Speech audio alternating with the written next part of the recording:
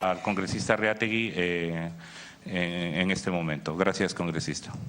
Sí, gracias, presidente. En primer lugar, yo creo que en el título no es un ciudadano cualquiera. Nosotros estamos bajo el imperio de la ley, en un Estado democrático. Y realmente hay un principio fundamental que todos somos iguales ante la ley.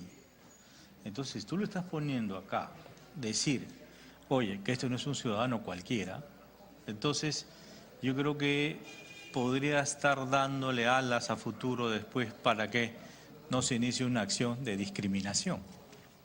Todos somos iguales ante la ley y por tanto yo creo que eso es importante, no darle ningún tipo de ventajas para que a posteriori pueda actuar de tal manera que nos pueda decir que acá hubo saña, premeditación, alevosía, un concurso adecuado para poder sacar a un contralor. Entonces yo creo que de ahí tenemos que partir, ¿no? En lo segundo, en la página 24, dice, en el 1, 2, 3, 4, en el quinto párrafo, dice, el grupo de trabajo no cuenta con un cálculo exacto de las ganancias de importación y posterior venta de 90 vehículos. Sí, yo creo que por ahí podría haber, dada la compra y venta del... Nosotros no estamos acá para saber cuánto ha ganado o ha perdido el contralor. Si ha habido los indicios suficientes como para poder determinar más allá una derivada en la cual uno puede actuar, ¿no? Me pide el congresista doctor Salazar, presidente, una interrupción, si fuera tan amable. Sí, de acuerdo, congresista Salazar. Tiene la... Muchas gracias, señor presidente. Solamente para agregar que en este caso era importante determinar si es que pagó o no pagó los impuestos de ley por esos vehículos, así como también estaba obligado al impuesto de la renta en la declaración jurada, ¿no? Coadyuvando a lo que está manifestando el señor congresista, señor presidente. De acuerdo. Antes de proseguir, congresista Reategui, quisiera señalar que igualmente, como lo solicitaron algunos de ustedes, la información fue requerida a SUNAT, pero no es necesario tener una calificación estricta del tema, señor congresista Reategui, para que continúe. Sí, o le concede una interrupción al congresista Segura. Gracias, presidente. Gracias, congresista Reategui. Para el tema de la compra y venta, solamente se requiere consultarle a la SUNAT o ver las normas pertinentes en ese sentido, presidente, ¿no? No voy a adelantar sino hasta mañana cuál es lo que nosotros hemos podido averiguar, pero no necesariamente nos tiene que contestar de manera escrita a la SUNAT. Gracias. Prosiga, congresista Reategui. Sí, presidente. No es que no importe, ¿no? Porque fíjese usted, si yo compro y vendo carros, yo tengo que ver, acá hay dos aristas, ¿no? Uno es el impuesto a la renta y el otro es el IGB, correcto. Y sin el impuesto a la renta, si la SUNAT no debería determinar si es habitualidad o no para pagar el impuesto a la renta. Y si no ha pagado el impuesto a la renta, obviamente ahí hay un problema.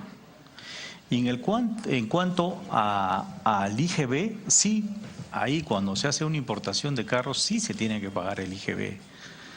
Y ahí sí podría haber clarísima una falta grave no pagar el IGB. Por eso las aristas son muy importantes. Si el contribuyente es habitual o no es habitual, pero en respecto al impuesto a la renta. Luego tienes que ver el IGB, ¿no? En el IGB sí no te escapas. Ya, entonces, si no ha pagado IGB un funcionario de alto rango, entonces quiere decir que estás evadiendo el impuesto del IGB. Por ahí va, ¿no? Por eso el día viernes también usted no lo nombró. Nosotros hicimos llegar también nuestros comentarios acerca de esto. Eso es todo, presidente. Gracias, congresista Reategui. Congresista Chebut, luego el congresista Salazar. Gracias, señor presidente. Gracias, señor presidente. Estoy completamente de acuerdo con lo señalado por el congresista Reategui en el sentido que plantear el título del informe como el Contralor no es un ciudadano es un elemento absolutamente discriminatorio. Señor presidente, ha habido acá grandes discusiones políticas por el hecho que un presidente de la República como el señor Alan García habló de ciudadanos de primera, segunda y tercera categoría. Entonces eso ya generaría algún tipo de disquisición y sobre todo pondría en cuestionamiento un informe que hasta el momento estoy viendo que no tiene errores de fondo. En segundo lugar, señor presidente, al Contralor nosotros lo estamos evaluando en función de su cargo público y en función de la decisión tomada por el Congreso en lo que se refiere a idoneidad para ese cargo. Por eso es que hablamos de remoción. Por lo tanto, no podríamos ingresar en el terreno si es un ciudadano distinto, pues la evaluación que estamos haciendo está en un nivel que no tiene que ver con esa afirmación. Que estoy notando en el informe con el único propósito de depurar de adjetivos innecesarios lo que podría ser considerado también como un adelanto de opinión de parte nuestra. Por ejemplo, en la página 9 se habla compra de vehículo a hijo de controversial gobernador regional de Ayacucho, Wilfredo Oscorima. Compra de vehículo a hijo del gobernador, si es controversial o no, no nos corresponde a nosotros plantearlo. En todo caso, se puede señalar en el informe que el gobernador Oscorima está sujeto a una investigación fiscal, pero nosotros no podemos atribuirle la palabra controversial. En el mismo sentido, incumplimiento, en la misma página, incumplimiento de obligación de presentar declaraciones juradas. Ahí basta con colocar presentación de las declaraciones juradas y en el texto señalar si la persona está cumpliendo o no con sus obligaciones tributarias. Igual, en la página 10, inconducta moral. El plano moral siempre se mezcla con lo ético. Y en una sesión anterior a la cual no pude asistir, página 10, a la cual no pude asistir pero que vi íntegramente por televisión, ingresamos, inclusive el Contralor agradeció el hecho de que el tema vinculado a sus familiares no sea sujeto de profundización. Entonces nosotros acá podríamos poner simplemente probable inconducta, porque este es algo que también en estos momentos está en manos de la Fiscalía en lo que se refiere a la relación extramatrimonial, pero inconducta moral o ética es algo que creo que no está en el ámbito de nosotros el plantearlo. Esto lo hago, señor presidente, con el único propósito, como le acabo de señalar, de evitar de que se indique de que nosotros ya estábamos prejuiciados en la evaluación de los hechos. Yo creo que eso no ha sido así. Usted está dando demostraciones de objetividad e imparcialidad desde un primer momento y creo que estos elementos en los cuales ya se adjetiviza de antemano podrían ir en contra del espíritu del propio informe. Gracias, señor presidente. Gracias por los aportes, congresista Chebut. Los tenemos en cuenta desde la Secretaría Técnica en la medida en que los títulos han sido tomados de la denuncia que ha hecho el señor auditor. No necesariamente, como quedamos, debía trasladarse en los mismos términos, sino en los contenidos. Entonces creo que, habiendo sido citas textuales de la denuncia que ha hecho el auditor, sin embargo creo que podemos mantener una modificación en la forma, sabiendo que además el informe del auditor es parte del material que se anexa al grupo de trabajo, pero agradezco mucho sus observaciones. Congresista Salazar. Muchas gracias, señor presidente. Indudablemente que hay que dejar de lado los adjetivos calificativos que en varias partes del informe está consignado. Y también el tema de la presunción, porque es importante que esto sea así, a efecto de poder evitar después cuestionamientos que no vienen al caso. Hay que ir al tema de fondo, señor presidente. Con relación al tema de los autos, señor presidente, fueron 5 vehículos. El primero y el segundo estaban exceptuados de poder pagar el impuesto general a las ventas, así como también el impuesto a la renta, pero el tercero, el cuarto y el quinto sí debieron pagar. Entonces, señor presidente, hay que ser claro y específico y eso se encuentra en la ley, pero siempre utilizando, señor presidente, la presunción. Señor presidente, dentro de las conclusiones no se ha tenido el orden en la cual ha sido la denuncia, a efecto de facilitar la lectura por parte de quienes tengan la oportunidad de poder leerlo. O sea, tiene que haber una secuencia de acuerdo a las denuncias que ha hecho el auditor. Entonces, esta denuncia tiene que guardar una sintonía con las conclusiones en el orden de prelación. Muchas gracias, señor presidente. Gracias, congresista Salazar. ¿Acaso, para tener en cuenta en las intervenciones seguidas, no vamos a abordar sino temas de observaciones generales sobre el tema de conclusiones? El tema de conclusiones queda reservado para la reunión de trabajo mañana, ¿no? Sí, congresista Vázquez, tiene usted la palabra. Sí, gracias, presidente.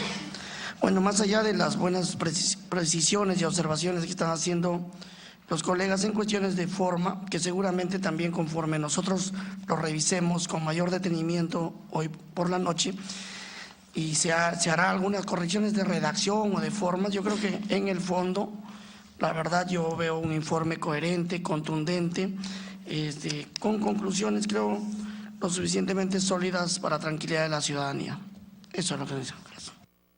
Si está segura, tiene usted la palabra. Gracias, presidente. Yo sí quisiera que se tomara en cuenta el oficio que envié el día 23 de junio, porque una conclusión tiene que fluir de las pruebas y de ahí sacar una conclusión hasta inclusive ética. Entonces, en ese sentido, en el primer punto yo determinaba que se determinara en forma precisa si en el periodo que ejerció el cargo de vicecontralor o contralor se realizó actividad lucrativa en la compra de 20 vehículos, y si se intervino directa o indirectamente en la dirección o gestión de cualquier actividad pública o privada prohibida de la ley. Segundo, determinar en forma precisa si en las transacciones de compra y venta de vehículos realizadas por el Contralor concurren elementos que se considera actividad lucrativa y de habitualidad que devengan de una transgresión de la Ley de Código de Ética de la Función Pública. Tercero, determinar si la conversación que realizó el señor Edgar Alarcón con el auditor Walter Graus, donde se menciona por lo menos dame una oportunidad que descargue yo acá, o lo otro que dijo, si no se satisfacen los descargos, etcétera. O sea, hay varios puntos, ¿no? En donde, y el otro era determinar si el procedimiento administrativo de invitación al trabajador para que renuncie por mutuo disenso está enmarcado dentro de la ley y si la señora Marcela Mejía Franco se le pagó por concepto de liquidación más de lo que por derecho le corresponde. Lo otro era determinar si el Contralor ha vulnerado la ley 26771 que establece la prohibición de ejercer la facultad de nombramiento y contratación del personal en el sector público en caso de parentesco. Y por último, presidente, determinar si la compra del señor Edgar Alarcón del vehículo Audi Q7 modelo Tucson al señor Carlos Cacha Velázquez, proveedor de la Contraloría, transgrede alguna ley de incompatibilidad dentro del marco del ejercicio del cargo como Contralor General de la República. Esos puntos quisieran que lo vieran en el oficio que envié para poder determinar bien unas conclusiones y no podamos transgerir algún tema que posteriormente, de manera judicial, de repente podría contravenir al Congreso de la República. Gracias, presidente. Sí, congresista Segura. Algunos de los temas que usted ha planteado estarían recogidos, como el tema, por ejemplo, si se contravino o no en el caso de la liquidación de una empleada de la Contraloría. Pero como está planteando temas de fondo, podríamos dar lugar a que se pueda debatir aquí en el grupo de trabajo. Congresista Juan Cheput. Gracias, señor presidente. Dado que la columna del alegato del señor Contralor está en el plano declarativo, es muy importante, en mi punto de vista, señor presidente, lo considerará usted, los colegas y la Secretaría Técnica, tomar en cuenta las ambigüedades y contradicciones que han habido en todo el ejercicio de sus declaraciones. Yo le hice llegar a usted, señor presidente, un plano referencial en el cual como el señor Contralor empieza a dar distintas versiones sobre el mismo tema, tanto a medios de comunicación, inclusive cuando se presentó acá a la comisión. Por lo tanto, es necesario plantear esas contradicciones, sea a través de una matriz, sea a través del comentario, sea en el cuerpo del informe, sea como anexo, pero creo que tiene que estar incorporado, porque tenemos que tomar en cuenta que en el proceso que él está reclamando, inclusive a través de los medios de comunicación del debido proceso, la columna de su defensa está en el ámbito declarativo. Pocas veces ha sustentado él con elementos documentarios, como hablamos en la anterior reunión. Por eso pasa a primer plano el hacer una comparación para efectos de la evaluación. No estamos hablando todavía de conclusiones, pero creo que todos los colegas tendrían que ver en el informe estas contradicciones habidas en las últimas declaraciones del señor Contralor a fin de poder tomar conclusión respecto a los hechos que estamos evaluando. Gracias, presidente. Gracias, congresista Cheput. Sí, efectivamente habían sido recogidas sus observaciones, pero dada la utilidad práctica que tiene para el análisis, la comparación de estos argumentos que usted señala y que ha desarrollado en el documento que ha alcanzado, efectivamente debiéramos incluirlo en el anexo, congresista Cheput. ¿Alguna otra intervención sobre la base de las intervenciones que han existido hasta este momento? Yo quisiera recordar que si bien es cierto, nosotros tenemos que ponderar todos los argumentos y las denuncias que se han hecho tanto en los documentos, en las 3 cartas que han enviado los congresistas como denuncia a la Comisión Permanente, nuestro propósito y la consistencia del trabajo que realizamos tiene que ver no tanto con establecer acciones delictivas. En todo caso, eso es materia de las entidades competentes. Nosotros nos centramos en el tema de la idoneidad moral relacionada con la ley y el Código de Ética de Funcionarios Públicos. Es evidente que para ello debemos acopiar, como lo hemos hecho, toda la información sustentatoria o indiciaria sobre los temas. Aquellos que no nos corresponden, en todo caso, y en el informe queda claro, se correrá traslado al Ministerio Público o ellos en la investigación que ya están realizando, a raíz incluso del informe, podrán tener en cuenta elementos que hayamos encontrado y que debieran tener en cuenta en su investigación, ¿no?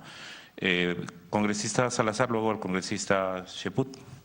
Gracias, señor presidente. Con relación al tema de las declaraciones juradas, es decir, en cada una de las grandes matrices, de las grandes conclusiones tiene que haber matrices donde se pueda observar las contradicciones que tiene una y la otra persona, es decir, el auditor versus el contralor. Por ejemplo, el auditor manifiesta de que el contralor del 2011 al 2015 no presentó ninguna declaración jurada. El contralor dice que sí presentó, por ejemplo. Entonces, todos esos temas es importante, las grandes matrices, hacer grandes matrices de las grandes conclusiones a las que estamos arribando, con la finalidad que dentro del análisis podamos nosotros ser muy claros a efecto de que las personas que puedan leer este documento lo puedan entender, señor presidente. Eso es de suma importancia. Yo plantearía, presidente, una reunión de asesores previa a la reunión que podamos nosotros tener. Creo que podemos adelantar algunas cosas de tal forma que a la hora que nosotros nos reunamos podamos tener un documento mucho más claro a efectos de que podamos votar y no demorarnos más en este tema que la ciudadanía espera que salga lo más pronto, señor presidente. Congresista Juan Cheput. Bueno, le damos la bienvenida al congresista Héctor Becerril en el grupo de trabajo. Tiene la palabra congresista Juan Cheput. Gracias, señor presidente. Acabo de escucharlo con atención, señor presidente, en el sentido de que no estamos acá para hacer tipificaciones penales. Y estoy completamente de acuerdo.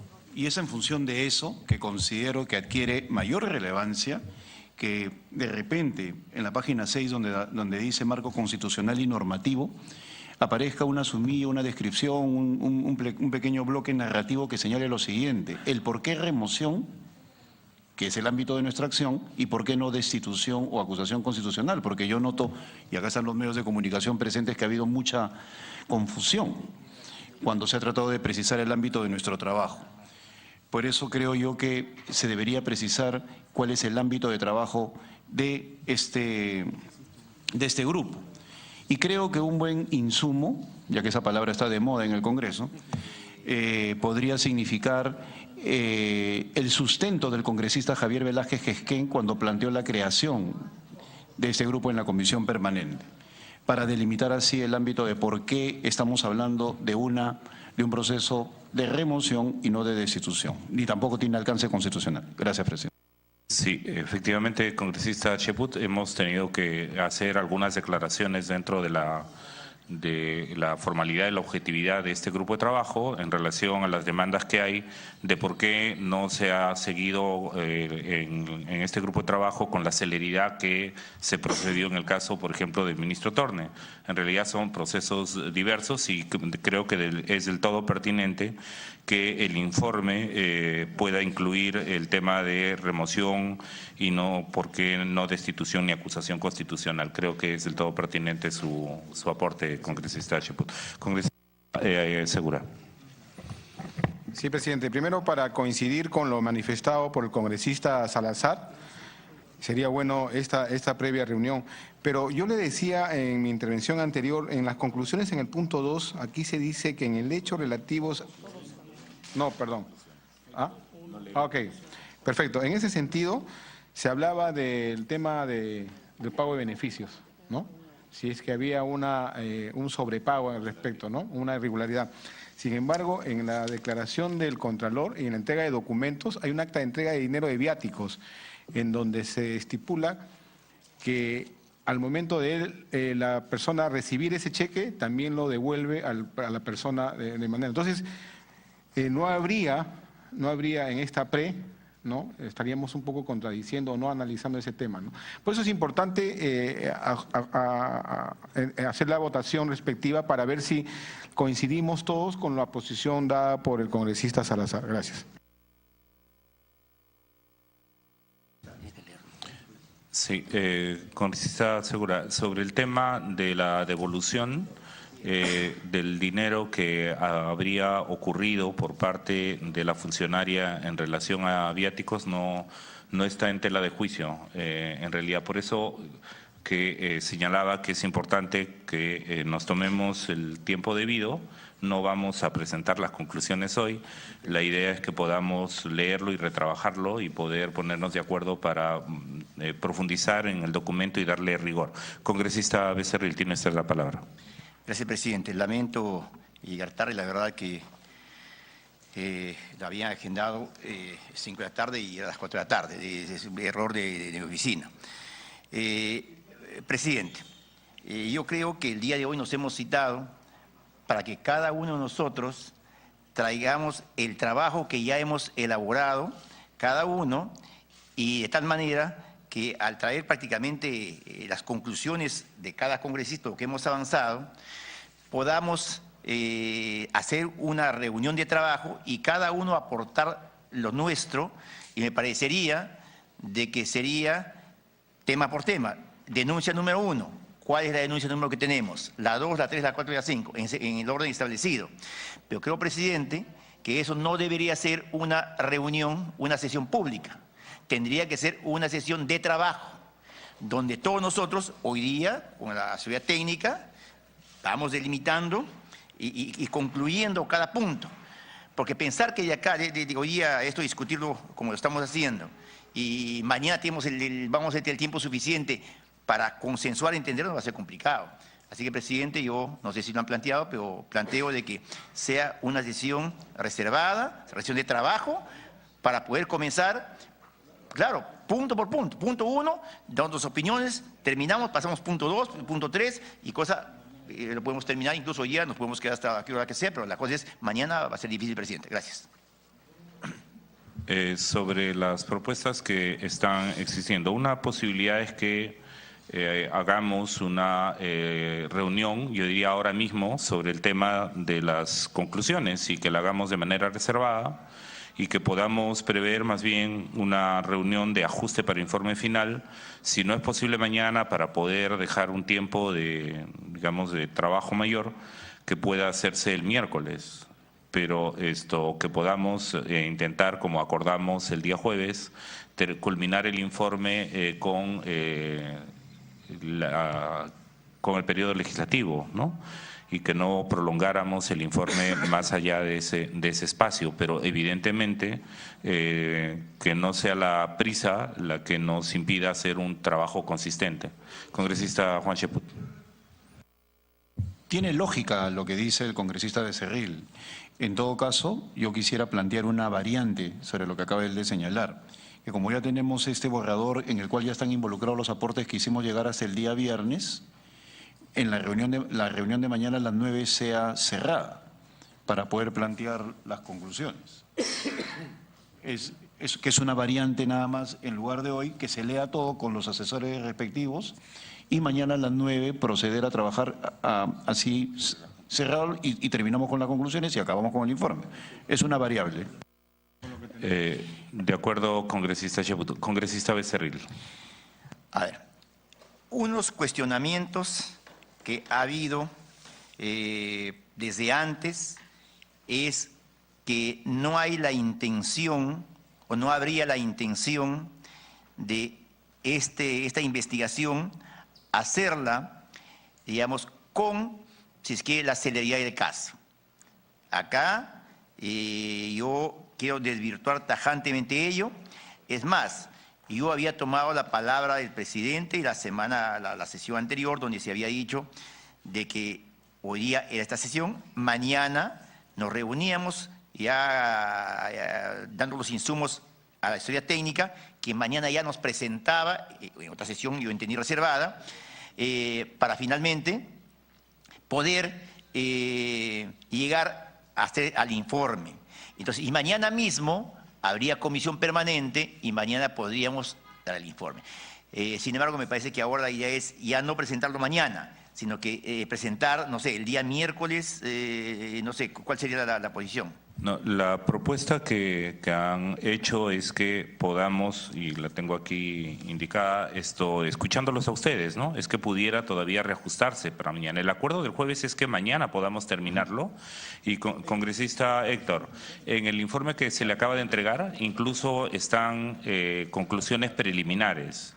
Entonces, lo que podríamos hacer, y me parece que es la mejor camino a seguir, es que podamos en este momento, a lo mejor de manera reservada, trabajar sobre las conclusiones, ver si están conformes con todos los elementos que han sido reunidos y mañana nos reunamos para hacer el informe final y así cumplimos con los acuerdos que tenemos. Sí, congresista Becerril. Concluyo, presidente. Completamente de acuerdo. Sí, pasemos a la sesión reservada, tomemos como base el informe que tienen y nosotros también tenemos y vamos punto por punto y vamos añadiendo y vamos concluyendo, me parece correcto, presidente. Gracias. De acuerdo, congresistas. Vamos a llevar a votación entonces esto. ¿Entramos a votación o hay una cuestión de orden, congresista? Sí, hay que aclarar que no tenemos ningún tipo de conclusión. O sea, por favor, porque esto va a parecer que estamos nosotros ya teniendo las conclusiones, ya lo discutimos ya. Tenemos nada más, tenemos los elementos, tenemos los indicios, tenemos los hechos, ¿verdad? Sobre eso tenemos que una reunión reservada, ¿no? Hacer un borrador y mañana lo discutimos en las conclusiones. Congresista, hay una propuesta de borrador de conclusiones, entonces la idea sería más bien discutir de manera interna sobre las mismas, en la lógica que ha presentado el congresista Chaput y el congresista Becerril. Entonces llevamos a votación, por los que estén, porque pasemos a sesión reservada para trabajar las conclusiones. Levanten la mano, por favor. El borrador, sí, el borrador. Todo hoy día es preliminar, borrador. Gracias. Por unanimidad se aprueba, entonces por favor que disponga la Secretaría Técnica la continuidad de la sesión de manera reservada. Muchas gracias.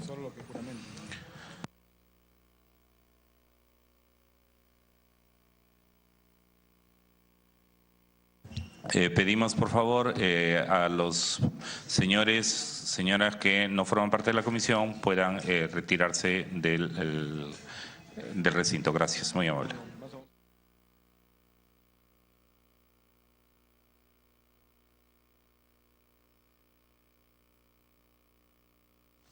Bien, el grupo de trabajo a esta hora que sesiona en torno al Contralor, pues se va a sesión reservada. Vamos nosotros a continuar con más de nuestra programación aquí en Congreso Televisión.